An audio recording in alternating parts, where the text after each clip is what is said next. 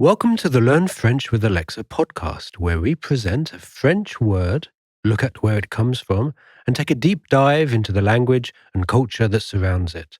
Today's episode is all about pain.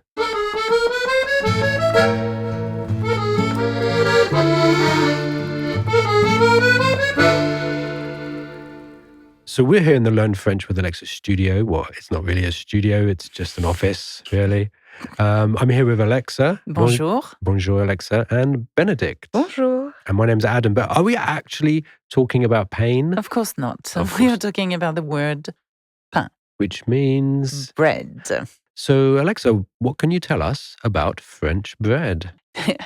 The only thing I can tell you about French bread is that it is extremely sacred in France. So bread is very important. It's part of the French culture.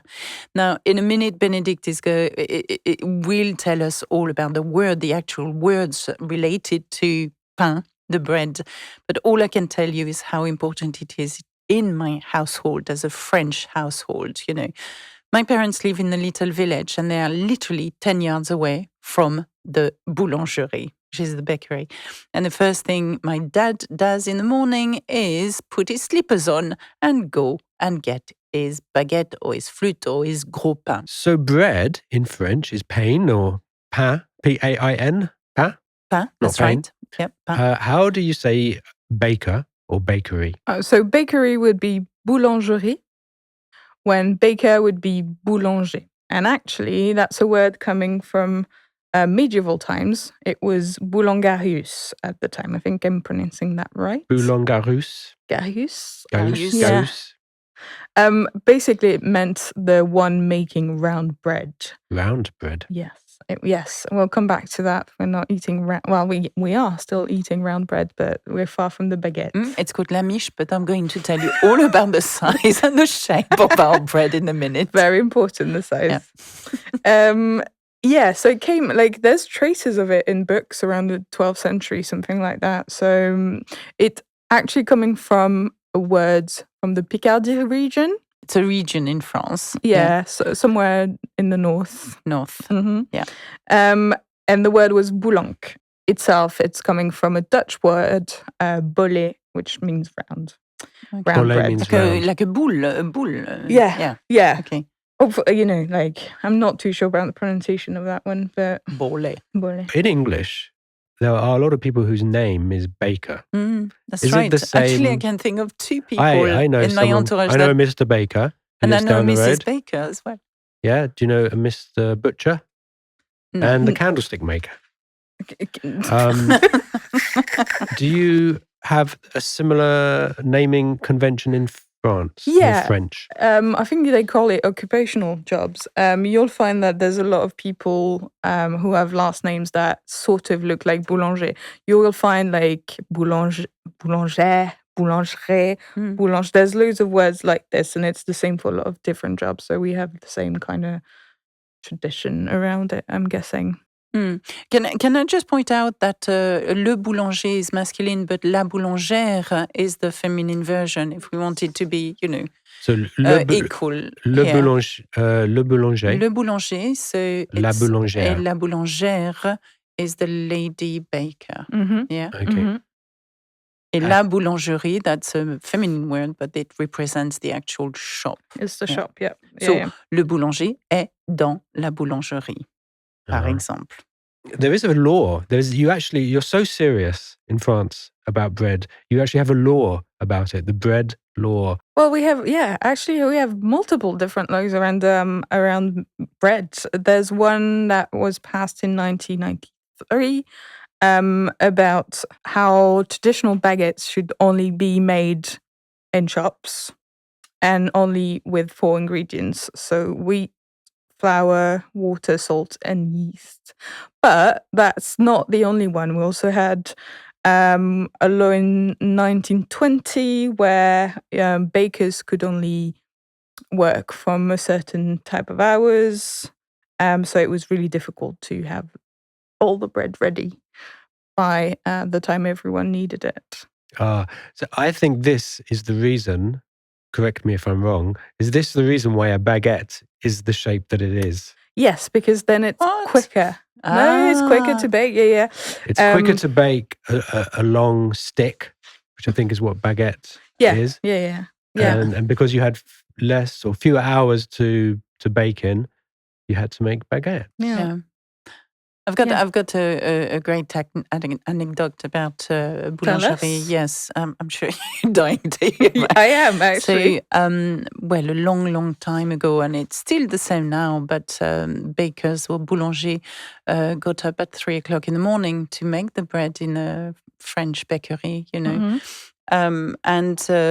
after going to nightclubs when I was a teenager, we used to wait outside the back entrance of the boulangerie and see whether we could get any fresh. I mean, you cannot have more fresh than that.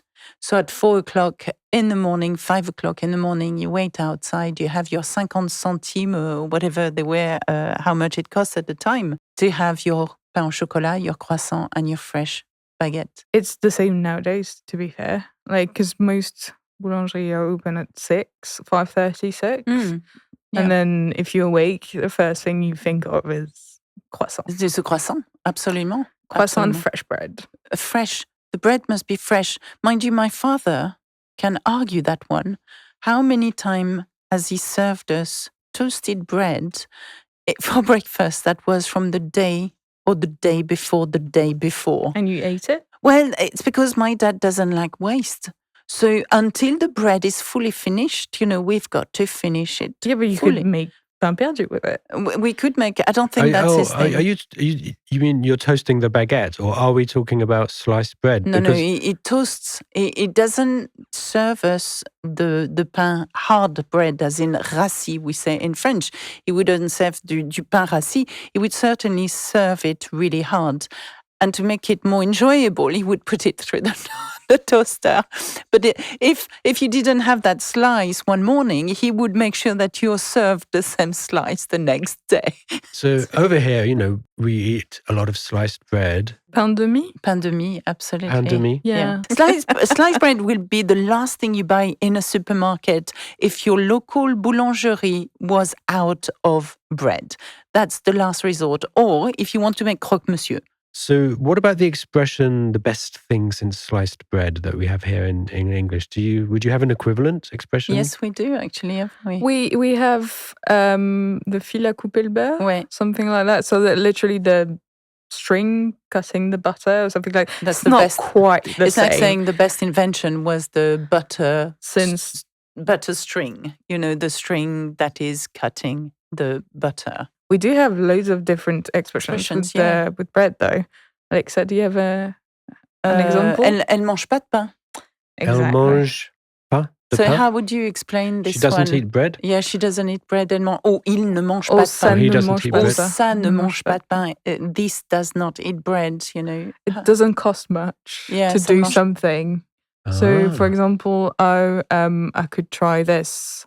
Ça ne mange pas de pain. But it doesn't cost me much to do it. The gagne-pain, which is literally earning your bread. Yeah, well, if you say c'est mon gagne-pain, it's the way I make my money. So gagner means to win or to earn, and pain means the bread. So well, that's the same in English. So we have bread as a slang for money, and dough as well. La pâte. How do you say dough in French? La pâte. La pâte. But we wouldn't use that to represent earning something. But c'est mon gagne-pain, par exemple, Alexa est youtubeuse, c'est son gagne-pain. That's how she makes money. That's how she makes money. How do you say crumbs or crumb in Miette. Miette. Yeah, les miettes, the crumbs. Les miettes. Yeah. Manger les miettes. Yeah. And I've discovered with Caroline, one of our content creators, that the word mie, la mie de pain, does not exist in English. Does it not? So you have crumbs and you've got the crust, but you don't have a word to describe the middle of the bread. So hang on, how do you say crust? La croûte. La croûte. And then crumbs is les Les miettes. miettes, so les miettes de pain, la croûte de pain, si tu veux. But what's the white bit in the middle? And that's very interesting because I had that only this revelation, last week when we did one of the posts on Instagram. And we have a word which is la mie. La mie. Hence, le pain de mie, which is the sliced bread. It's mostly the white It's stuff. mostly the white, Yeah. We even have nowadays, we have pain de mie with sliced bread without any crust around it, and it's called 100% mie. Could you repeat that, please? I don't think I quite heard that correctly. Sliced bread without any crust. I know. Well, naked bread. Yes, naked bread. I sometimes take a mug and then put that on top of this slice of bread to cut out a perfect circle to make a little burger bun. Okay.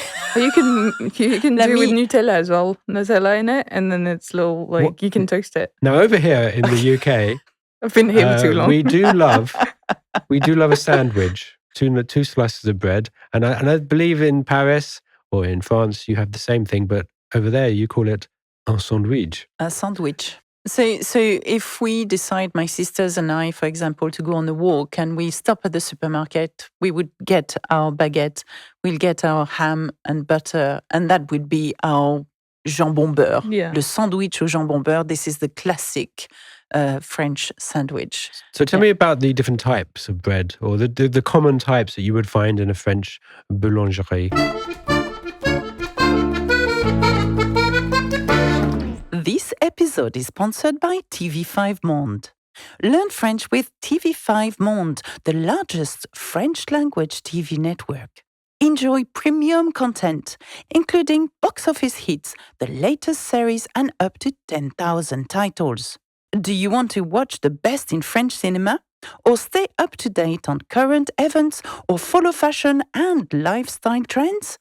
TV5 Monde offers you a wealth of options and gives you a cultural edge.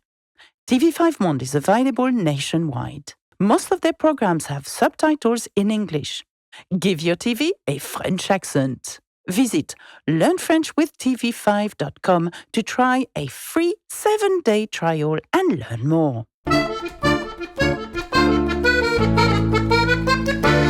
Well, what I can tell you is about the different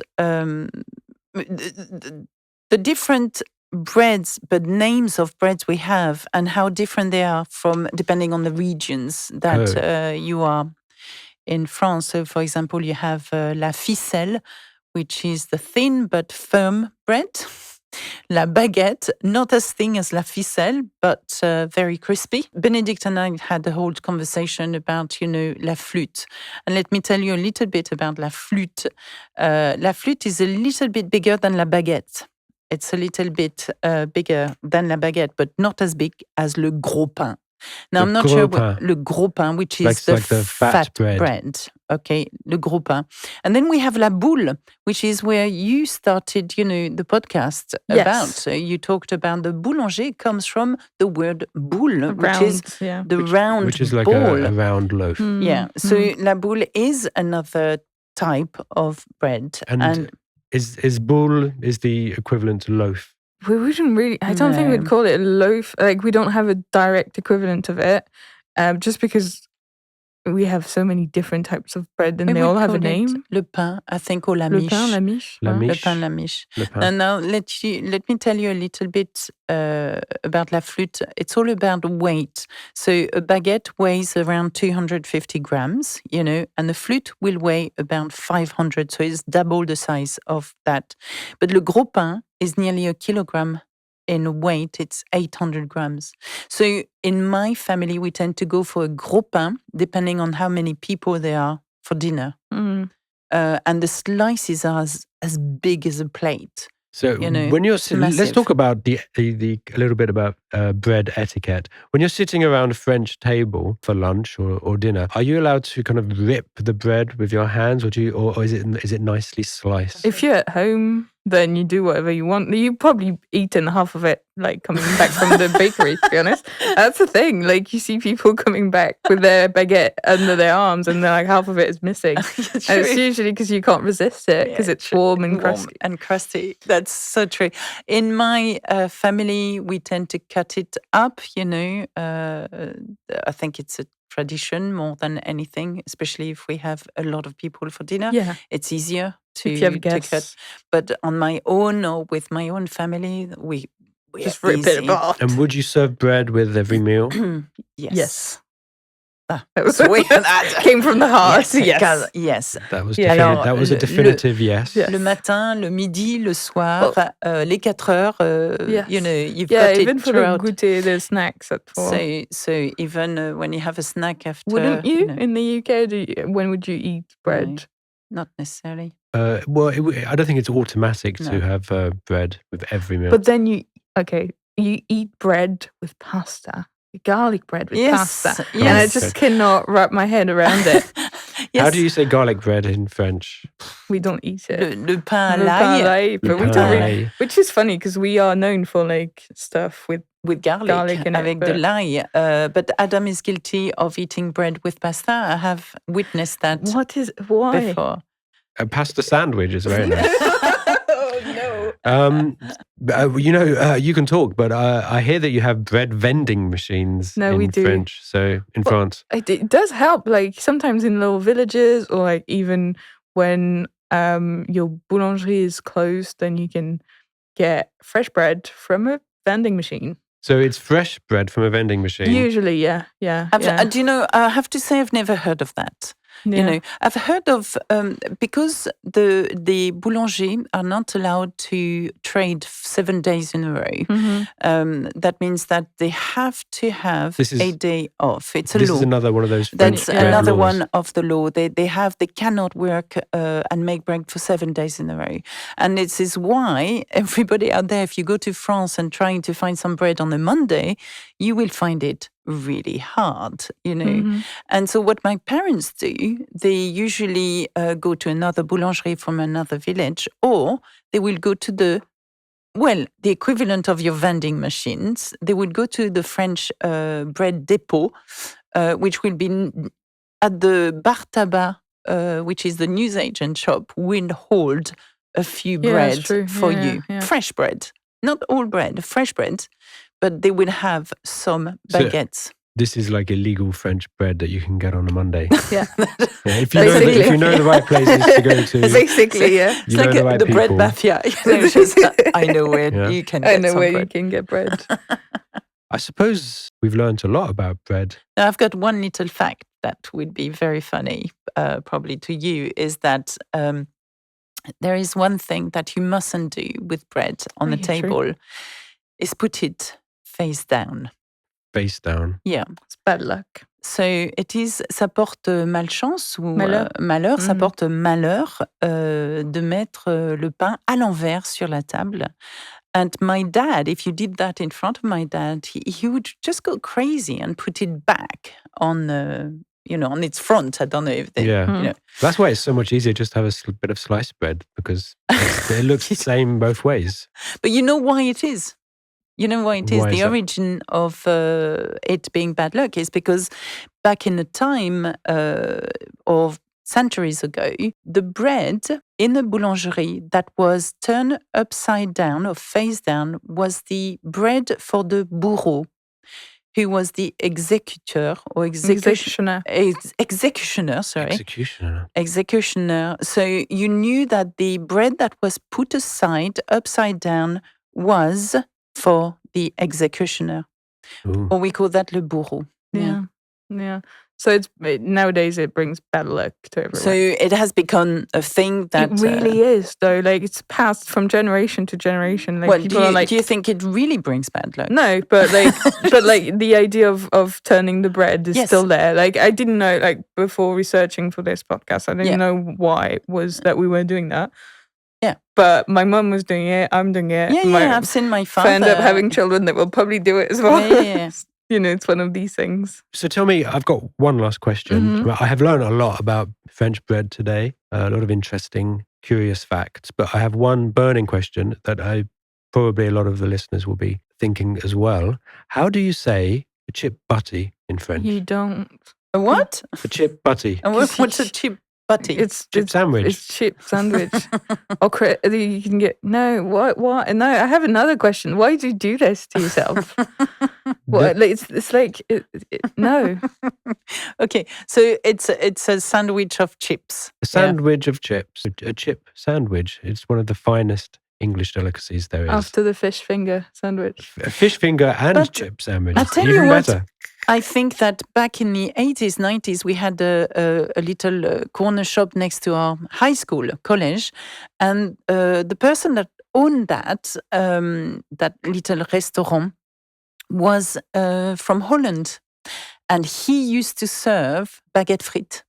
Yeah. Des frites baguettes ou de la baguette frite. So it was a massive baguette. And inside you had full of chips. So this is your version of the chip butty, but he was not French. But we loved it. We have really something called l'américain, but you would have meat in it as well with it. With the chips as well, with les frites. I don't it's think called the American. No, I don't think there's not much that you can't put in, between two slices of bread, to be honest. But, it's not because you can that you should. Well, on that bombshell, I think we've reached the end of the episode. Now, remember that you can have access to all the words that we have put together today in a podcast. All the French words, all the expressions will be available to you on the support guides. And you can contact us at podcast@learnfrench.com should you choose to do so. That's it for me. Au revoir. À bientôt. Bisous, bisous.